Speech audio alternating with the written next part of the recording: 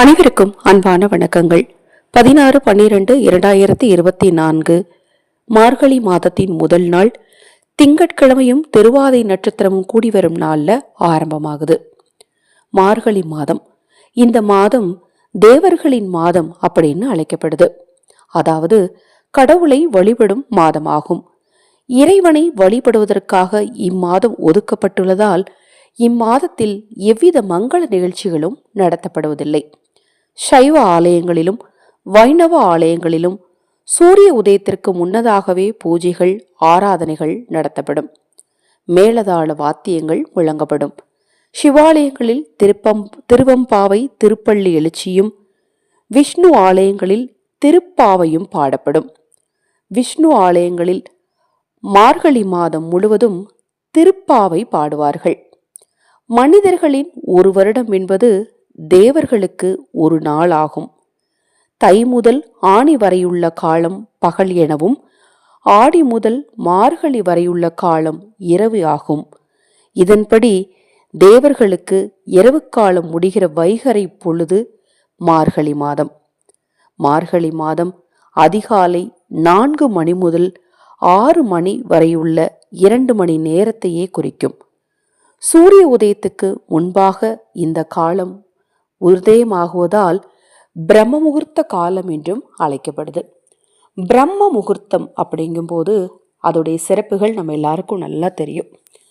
இப்படி பிரம்ம முகூர்த்த இந்த மாதமே பார்த்தீங்கன்னா பிரம்ம முகூர்த்த மாதம். இந்த மாதத்துல பிரம்ம முகூர்த்தத்துல எழுவது உங்களுக்கும் மிகச்சிறந்த பலனை வாழ்க்கையில கண்டிப்பா கொடுக்கும். தொழில் ரீதியான முன்னேற்றம், குடும்பத்துல சந்தோஷம்னு எல்லாமே உங்களுக்கு கிடைக்கும். இந்த மாதத்துல நீங்க முதல்ல செய்யக்கூடிய பரிகாரம், குளிக்கும் நீர்ல இந்த பொருளை போடணும். அதாவது முதல் நாள் குளிக்கும் நீரில் இந்த பொருளை சேர்த்து குளித்தால் ஆரோக்கிய குறைபாடு அப்படிங்கிறது கண்டிப்பா வராது. பொதுவாகவே மார்கழி மாதம் அப்படின்னா பயப்படுவோம், குளிர் ரொம்ப அதிகமா இருக்கும், எப்படி குளிக்கிறது அப்படின்னா. ஆனா மார்கழி மாதத்துல நீங்க தாந்திரீக குளியல்களை மேற்கொண்டீங்க அப்படின்னா கண்டிப்பா உங்க ஆரோக்கியத்துல குறைபாடு அப்படிங்கிறது வரவே வராது. முதல் நாள் குளியல் தாந்திரிகம் என்ன அப்படின்னு பார்த்தீங்கன்னா, ஓமம் அல்லது கற்பூரவள்ளி இலை. இத உங்க வீட்டில் 70-80 வயதை கடந்தவர்கள் இருந்தால் அவங்க கிட்ட கேளுங்க, சொல்லுவாங்க. யாராவது உடல்நிலை சரியில்லாமல் ஹாஸ்பிட்டல் போயிட்டு வீட்டுக்கு வந்தாங்கன்னா அவங்களுக்கு முதல்ல இந்த கற்பூரவள்ளி தண்ணியை தான் ஊற்றி தலை குளிக்க வைப்பாங்க. அதாவது ஒரு 2-3 நாள் கழித்து குளிக்க வைக்கிறாங்க அப்படின்னா கற்பூரவள்ளி தலை போட்டு குளிக்க வைப்பாங்க. இல்லை அப்படின்னா ஒரு ஓமத்தை, கொஞ்சமாக ஒரு ஸ்பூன் அளவுக்கு ஓமத்தை எடுத்து அதை ஒரு வெள்ளை நிற துணியில் கட்டி அவங்க குளிக்கிற வெந்நீரில் போட்டு வச்சிருவாங்க. அதன் பிறகு அந்த தண்ணீரை தான் குளிக்க சொல்லுவாங்க. அப்போ தான் மறுபடி நோய் வராது அப்படின்னு. இந்த மார்கழி மாதத்தின் முதல் நாள் இந்த ஓமம் அல்லது கற்பூரவள்ளி தலையை வச்சு நீங்கள் குளியல் முறையை பின்பற்றினீங்க அப்படின்னா இந்த மாதம் முழுவதுமே உங்களுக்கு ஒரு புத்துணர்ச்சி தரக்கூடிய மாதமாக நிச்சயமாக அமையுங்க.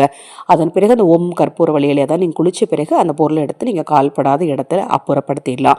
முதல் நாள் குளியல் முறை தாந்திரிகம் பற்றி இந்த பதிவில் பார்த்தோம். நான் சொன்ன இந்த பரிகாரத்தில் உங்களுக்கு ஏதாவது சந்தேகம் இருந்ததுன்னா 9344692042 இந்த வாட்ஸ்அப் எண்ணுக்கு தொடர்பு கொள்ளுங்க. தெளிவான விளக்கம் கொடுக்கிறேன். குழந்தைகளுக்கு கூட இந்த குளியல் முறையை நீங்கள் தாராளமாக பின்பற்றலாம்.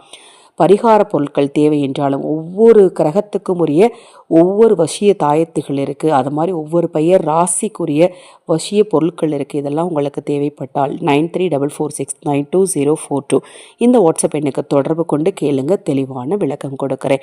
தொடர்ந்து நம்ம சேனலை பாருங்கள். இந்த மார்கழி மாதத்தின் சிறப்புகள் பற்றி இன்னும் எண்ணற்ற பதிவுகள் தொடர்ந்து வர இருக்கு. அனைவருக்கும் எனது அன்பு வணக்கங்களை கூறி இந்த பதிவை நிறைவு செய்து கொள்கிறேன்.